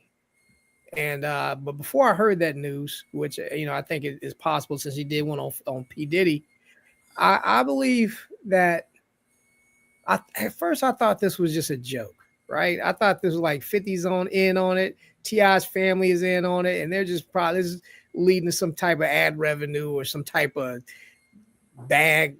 I think not. I guess not. You're talking about people's mamas and all that other stuff. It's it's gotten ugly because one of the sons created a T-shirt with his dead mama on it, and Rick Ross actually called to get one of the shirts, so he's in on it too. Yeah, I think it's childish. I do. I think it's childish. I think they all need to go sit down somewhere. Yeah. This is foolish. This is crazy. It even pains me to even talk about it. Yes. You know what I'm saying? Because it's like, come on, guys. Like, I mean, 50 Cent is poking the bear, but I think T.I., they're all in on it. And he wants to bring, like you said, this documentary, he wants to bring back the sexual assault against T.I. and Tiny. He wants to bring that back like he did Diddy. Yeah. And I'm like, oh, he's so ugly. But 50 Cent is always getting into it with people. He does. Floyd Mayweather. They said that on the Super Bowl, and I was going to actually show this tonight, but I couldn't bring myself to it because they just like furthering that. And that's not what I want my show to be about. Foolish stuff like that. But there was a video during the Super Bowl that 50 Cent did, and it definitely makes references to, I think they said they reached down in the bag and the gift that the kid brought out was the ABCs. That was like a dig at Mayweather because he can't read. Yeah. And they just... Yeah, and he's eating some puffs. What? Yeah, some cheese puffs. Supposed to be puffs for Puff Daddy, and I think the was supposed to be about Ja Rule. I think. It was something about a song that he did was about Ja Rule. Yeah. I'm like, you got so much money, bro. You don't know what to do with it. I tell you what, just throw some over here. Exactly. Right? Yeah. Yes, exactly. Help us out. We don't mind. Ted Cruz. I want They're to go back almost to this one 70. though, because the comments are coming up about it. Ted Cruz literally said, "The Bible commands me to support the state of Israel." That is so true. I saw that interview with Tucker Carlson. I did see that interview where he said that, and he's like, "What?" So there's this whole. I think number one, you can't believe anything any of them say because everybody's just going to agree with Trump. I mean, they're part of the loyalist team. You can't take them seriously. Anybody that's voting for these guys, y'all are crazy because they don't care nothing about their constituents. I'm telling you. They don't. Marjorie Taylor Greene, and we know she was part of the part of it also, but she's telling the truth now. Now she's telling you this is what they are, you know. People can vote for who they want though, Jonathan and Lala. I would never come on here and say don't vote for anybody. That's your decision to make. Because it's a free country. Everybody should vote for who they want. But just know why. Just know why you're voting. If you're going to vote for Trump, why? Because if you're African American and you vote for Trump, I want you, when you're at that ballot box, I want you to think about this $50,000 jobs that they're getting rid of and how they're going to get them out. Okay? They've already done it to so many hundreds of thousands already. They're not done. And then I want you to take a trip over to the Project 2025 tracker. And I want you to see how much stuff you slipped on or you slept on that they've already done that you didn't know about. Because see, most people are waiting on people to tell them what's going on. You have to be proactive and go and look at this stuff. I wasn't a believer either. I'm going to be honest with you. When they told me about Project, I was like, man, there's no way in the world they're going to be able to do all that stuff. That's illegal anyway. Yes. Did you guys not feel that too? Yeah, but apparently laws don't matter, amendments don't matter, the Constitution, nothing doesn't matter anymore. Yeah, I agree with you, Taliba. All of them are very petty. I agree. I just, the fact that T.I., I'm going to tell you what disappointed me with T.I. is that he allowed his children to get involved. Yeah. He should have, as a man, went to 50 Cent and said, man, come on, man. We are supposed to be leaders in the community. Come on, let's cut this. Let's sit down, talk man to man, and let's handle it. Let's not do it in the media. Yeah, well, to my understanding, I thought the kids went first. I know what. I can't hear Jonathan. I'm sorry. Oh yeah, to my understanding, I believe the kids went first. Actually, the kids are the ones that actually did something before T.I. even said anything. Well, T.I. was having his other, because it started out about the versus battle. Oh, okay. And he came out talking about that at 1st. And then instead of 50 Cent sticking to that, he brought up something else, and that's what triggered it. Okay. And then that's when the kids got involved. But it started out a positive, fun thing. And it just escalated into this pettiness. Yeah. And somebody's going to get hurt. And it's just it's not worth it. Because I think 50 Cent said something about his wife. Yes. When he was talking about Tiny is when the whole beef started spreading over to the kids. But like Damani, one of his sons, didn't even tell T.I. that he was going to come out and drop the song. He just did it. You know, they knew he would probably be like, no, don't do this or whatever. So they just was doing stuff without his knowledge. So when did this diss song stuff start? Like when did that become a thing? Like it's been around for a while, right? Yeah, it's always been a thing for, battle rapping. But it was more about the competition and the music than it was this street stuff or beef and all that. I think in the mid 90s, that's when it started getting kind of dangerous. But before then, they used to diss each other on records, and it was just on records, and they'd go hug and dap and have a drink together after that, Well, what we're going to do, guys, let's go through all of our stories and leave our last comments. Okay. For those of you that are just tuning in to the Ella Johnson Show tonight, we talked about state of the streets. We talked about different news topics, and there's so many news topics out there that we could have talked about, but these are just the ones that we talked about tonight because they do impact our community. So I just wanted to let's do a recap of that before we go. 50 Cent posted a bad picture of T.I.'s wife, and that's when the kid posted a picture of 50's mom's grave. Oh, okay. Oh wow, that's nasty. I don't know why everybody's always coming for Tiny. Like, what is that about? I think she's a beautiful woman. Like, what's that all about? I mean, I don't get it. I believe they think she's an easy Yes, target. it just I feel like that doesn't have anything to do with her. If the men want to go back and forth, leave it between them, but just don't bring it to like the family. Leave the deceased alone. I don't know. It's just a fact that, hip hop started with doing rap battles and people would be able to walk away sometimes now, not all the time. People don't know how to walk away with rap battles either because they dig and they get kind of personal. And then it just went from rap battles to now I don't like you, so we making these diss tracks. Yeah. And it's getting out of hand. Yeah. Well, I don't listen to current music anyway. I'm old school till I die. So I am 50. This is the secret. This is real, Jonathan. I still listen to Dougie Fresh. Me There it too. is. Me too. Do you really? Yeah. Yes, love Dougie Fresh. Absolutely I'm gonna love get you him. Dougie Fresh's nephew. I'm gonna get you Dougie Fresh's nephew for you for the show, too. Are you serious? I am serious. K Davis, the Hitman. He's been one of my clients. He works with me on and off. We're gonna try to get Dougie Fresh if we can get K Davis. So, I would love to not get Dougie if I know Fresh. we can get K Davis, but I know Listen. after March, I know you setting up for April, right? Yes. We'll do it. I'll get him for you. I promise you. Okay, that sounds good. I mean, because I welcome everybody to the Ella Johnson Show. But guys, let's do a little recap before we get out of here, okay? Because that way it'll give you an opportunity, Jonathan, to talk about it. You just tuning in, guys. I want to just go through briefly the subjects we talked about tonight, give final thoughts on it, and then we're gonna be out of here. And y'all can go ahead and do y'all next thing. Okay, the first thing we talked about was the job purge. I talked about how the jobs are going to be purged because of Project 2025. It's a mandate for leadership that they have, that they want people in all these agencies that are loyal to Trump. And one way to do it is get rid of anybody who isn't.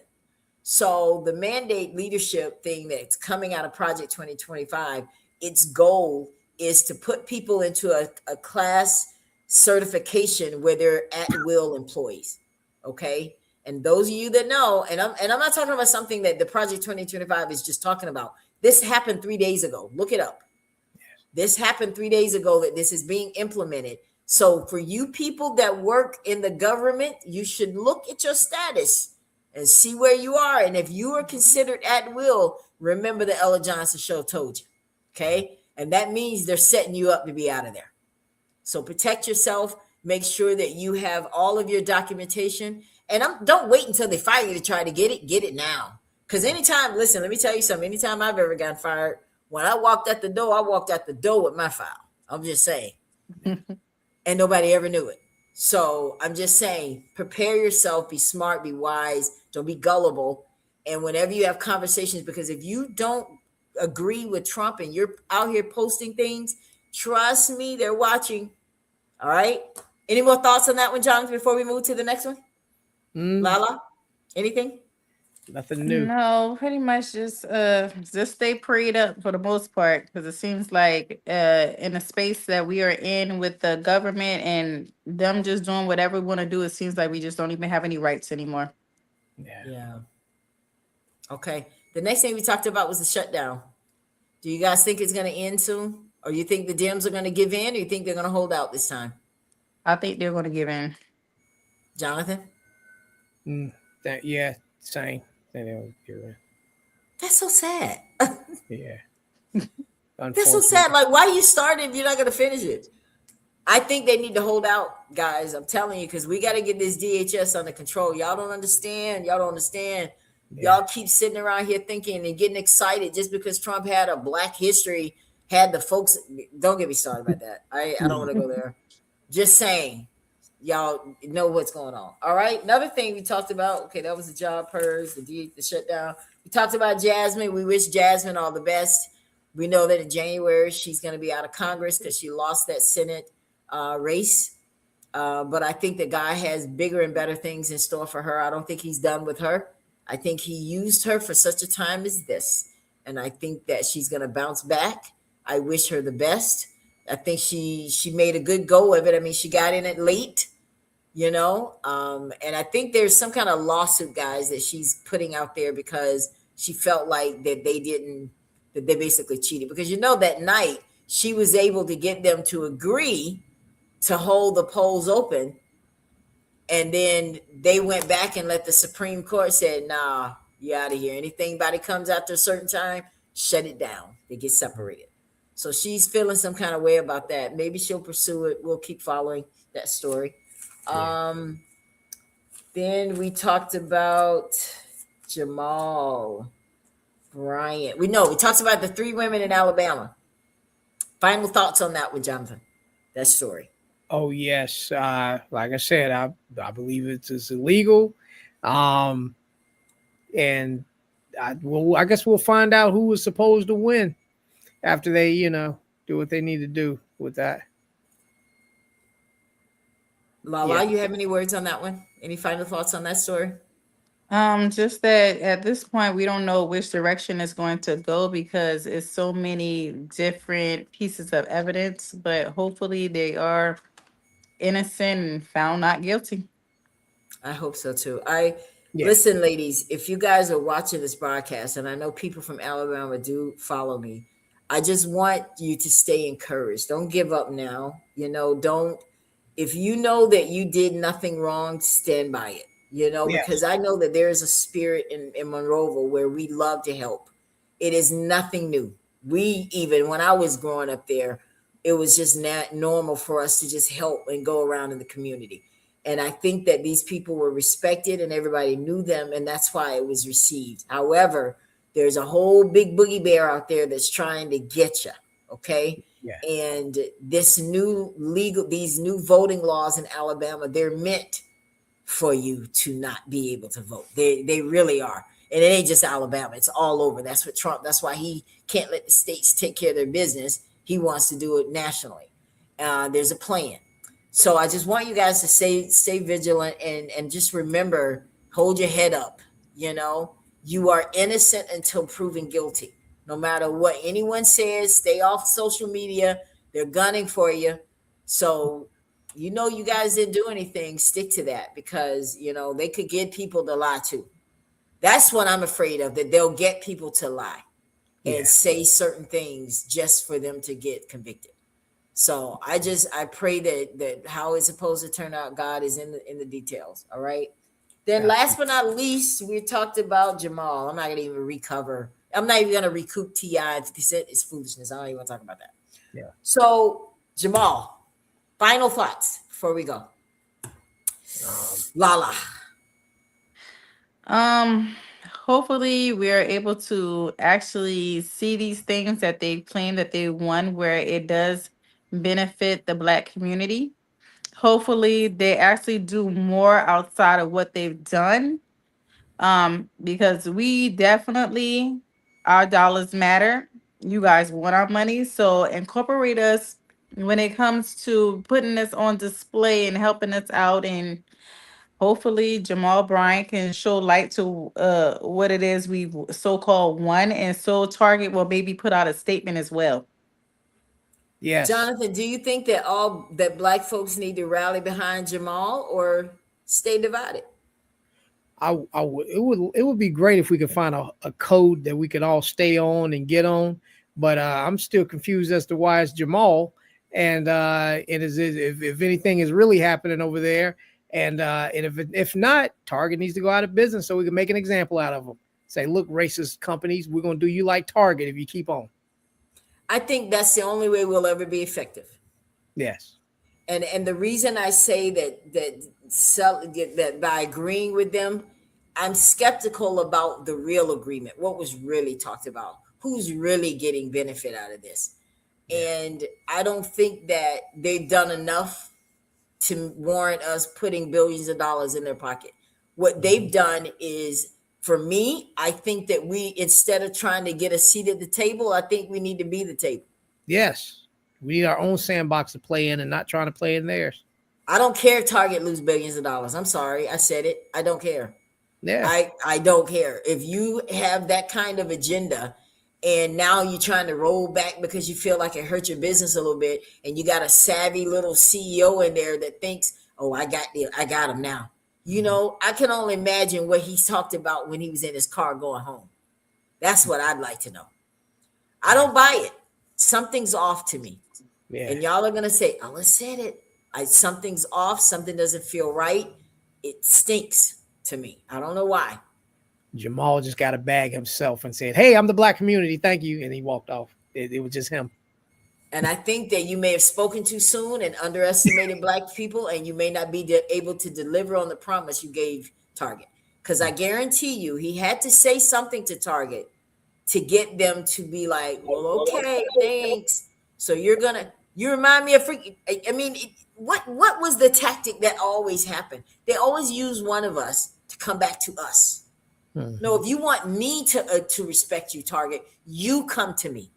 Don't put Jamal up to do it. Jamal isn't the one that put DEI and said we're not doing nothing for these Black folks. He didn't do that. You did that. So if you're really sincere about this, you come to us. Don't send him. That's why I'm saying that if you can't do it, then maybe he didn't say it. If Target can't come out and say they apologize to Black people for their inability to understand what the DEI was all about, if they can't come out and say we apologize for how this man made you feel, you are valued in our stores, we do appreciate your business and your business ideas, and we do want to implement that because we are very diverse. Say some stuff like that. I don't care. Even if you got to get it off Gemini, I don't care. At least do something to make me feel. I don't want to hear it from him. That's my point. And until Target can come out and say it, I don't buy it. I don't want to hear it from Jamal. That doesn't make me feel better. I think I feel better now that I said that. Right, Lala? I think that was it. That's what was ailing me. Yeah. Because I'm just sitting here like, why do you have to be the one to speak for them? Yeah, absolutely. Let them say it. Because if they can't say it, then I don't believe that they meant it. And Where's they the said official they didn't mean statement? it. That's what I read. They were like, we just let him talk. We didn't say any of that. Yeah. So look how crazy he's going to look if that's true. Mm-hmm. And it does hurt me to see the division. I'm not going to lie about that. That hurts me to see that, right? You guys, right, yes. Lala? I mean, that, absolutely. Yeah, that hurts me to see that we're so divided on it. But I don't think we're going to agree on this because I saw a lot of mixed reviews and a lot of Black folks like, look, shit, you just played yourself, bro. Did nobody tell you go down there and tell Target we were going to start shopping for them? Yeah. Because I don't care if they do pledge $2 billion. Yeah. Okay. Am I going to personally get a check? Like, how is that going to, I mean, like, do I need to get a business and try to I would like to see somebody go undercover. I'll be honest with you. Go undercover and see if they really all that. Because, you know, when I was a property manager, this is what I used to do. And I'm going to get out of here, guys. When I was a property manager, I would send a fake person into my units, my buildings, in all of my portfolio. I would pick someone and send them there because I wanted to make sure that my people were doing what they were supposed to do. And if I found, and they all got rated, and I would use somebody that had like pink hair, 3 kids with them, go into the property and see if you're treated. Then I would have a professional person go in right behind them. And then I would compare the notes that they told me how they were treated. And if anybody was off, you already know what was next. Because I did not play that. Because people will present to you how you want to see. Mm-hmm. But it's always that other foot that you don't see. That's the one you need to be worried about. And I think that's where we are with Target. There's more to come. I don't think this is it. I think we got to be vigilant, keep looking, make your own decisions. Don't let nobody try to tell you what you should do and what you should believe. Not even me. You know, get to know it for yourself. All right, guys, we're going to get out of here. This was great. This was our first State of the Streets show. Y'all like that name? Isn't that kind of catchy, kind of State of the Streets? Yes. Yeah. All right. Well, we're going to get out of here, guys. I'll be back. Jonathan, when am I coming back? You coming back next Thursday or what's another date? I don't know. We'll talk. All right. We'll make it because we're working on getting a solid schedule, guys, so that we can always have guests. But I just want you to know, if you're watching this show tonight, we don't just do shows like this. If you have a story to tell and you want to share that with my audience, by all means, I would love for you to reach out to me, or if you see Jonathan here, reach out to him, because I want to showcase true stories here as well. If you've survived something, whether it was breast cancer or some kind of arrest, and you made it through it, just something that you know that your life was meant to be a positive spin. I want you to be comfortable enough to come here and tell it to the Ella Johnson Show. So I just want you to keep that in mind. We do a lot of different kind of shows, not just news. This was our first one trying this out. How you guys think we did? I think it went pretty well. Yeah, Think it went pretty well? Came in I late. hope she's part of the next president's administration. Yes, me too. I want to see Jasmine. I want to see her do more. I like her. I want people to embrace the real Jasmine. Like, let's let bygones be bygones. Let's embrace this brilliant woman, because she is brilliant. She is tested. She is tried. She is not afraid. And I think that more than anything that we need in this country, we need somebody. I don't care if it is a woman. I don't care if it's a dog that's out here speaking for us. We need someone with balls that's not afraid to say what's real. And if she does that for you, who cares if she's a woman? Who cares if she's a Black woman? Yeah. She did it for you, because I haven't seen a lot of y'all's leaders get out there and speak out. Look at what Tim Scott, anybody that's following him, look what he did. I feel sorry for him. I do, because this guy, he spoke out for Trump, and now Trump hates him. And now he's trying everything to get back in his good graces. It's not going to work, buddy. He doesn't like you anymore. Great show. Thank you, Political Bear. Appreciate it, buddy. All right. Well, we're going to get out of here, guys. Have a great evening. And tell everybody where they can find you, Lala, so that they can stay in touch with you and get more information about your business. Okay, so you can find me on Facebook at Lala Moore, or you can find me on IG at I am Lala Moore. Okay. And you, Jonathan, tell us about Blacktopia. How can people join? You can check out Blacktopia, Black Utopian Society on Facebook. You could join. You could also hit me up at info@themediablast.net, and I'll give you the link. And also, if you need some more publicity for your product, service, or brand, reach out to me as well, the Media Blast PR, and also go to www.blacktopia.org. Yes. What is Blacktopia about? Let's see. We didn't say that. Oh, yes. Blacktopia is about Black unity, bringing everybody together under one roof, no matter what you study, no matter what your political affiliation is, no matter where you're from. And I don't care if you're bougie or you're from the hood. Don't care if we're all Black, we all share that in common. We need to unify and get together and all be on the same page, even if you got different opinions. And it's also about economic empowerment for our people. We need to keep that Black dollar circulating among us so we can build our own sandbox, so we don't have to keep playing in other people's sandboxes. We have our own stuff, our own everything, and Blacktopia is about us being self-sufficient without having to ask the dominant society for our survival. Do you have some type of Black business directory for Blacktopia? So I had one.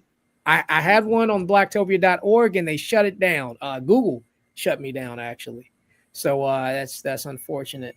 Google got rid of the Blacktopia, Black Utopian Society business directory. Don't know why. They sent me some email about some BS, and I actually posted it on Facebook right before this happened right before my page got shut down. I got shut down in 25. My Jonathan Coleman page was shut down for a couple of months, and that all happened around the same time. So that's so unfortunate. If there's anybody that knows a thing or two about getting shut down on Facebook, it is I. I was always getting some kind of lash, and I'm like, "What, I said that? No, yeah, you did. Oh, yeah, you need to watch yourself." But anyway, well, we want to get together, because if we're going to keep that Black dollar circulating, we need to know where it is and who we can reach out to for certain things. Like, I'm looking for someone to publish my children's book, my next children's book. Find me somebody for that. Oh, this is what I meant to say also. I'm restarting the directory on Patreon. So you can go to patreon.com/Blacktopia. Okay. Yeah. So that's where the new directory, I'm moving everything. Yeah, I got to start from scratch, but it's not on blacktopia.org anymore. Because I'm looking to do some type of tutorial on here, because I get this message. I get this all the time. Ella, I want to write a book. What should I do? Maybe right here on the Ella Johnson Show, we need to do some kind of seminar, if you will, to let people know the steps to take if they want to self-publish or something like that, to keep their money in their pocket, how they can do it, and it'd be professional. So, yeah. Lala has yeah, some all that's ideas coming for up. us, You too. got everything right there, Blacktopia. That's why I support Blacktopia, because I want to make sure that we are sharing our ideas and doing this thing the way we're supposed to. All right, guys. Well, we're going to get out of here. Have a great evening, everyone. Have a great weekend, and I'll see you back here. For now, I'll tell you, I'll be back next Thursday. I'm not sure if it's going to be another State of the Streets. You just never know. Just stay tuned. All right. So you guys have a great weekend, and I'll see you next. Thank you so much for tuning in to the Ella Johnson Show. We'll see you next time. We are supporters of the Ella Johnson Show. We live in South Korea. We have been watching Ella Johnson Show for like a year now. And we love her show. Her show is very inspirational, motivational, and educational.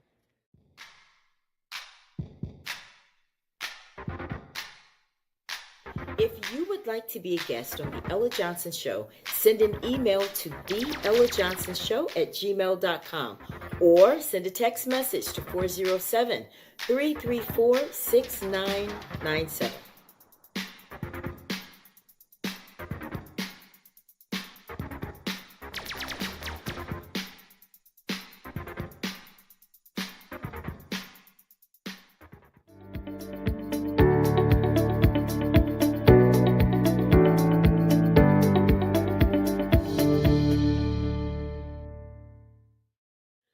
We love Ella Johnson Show.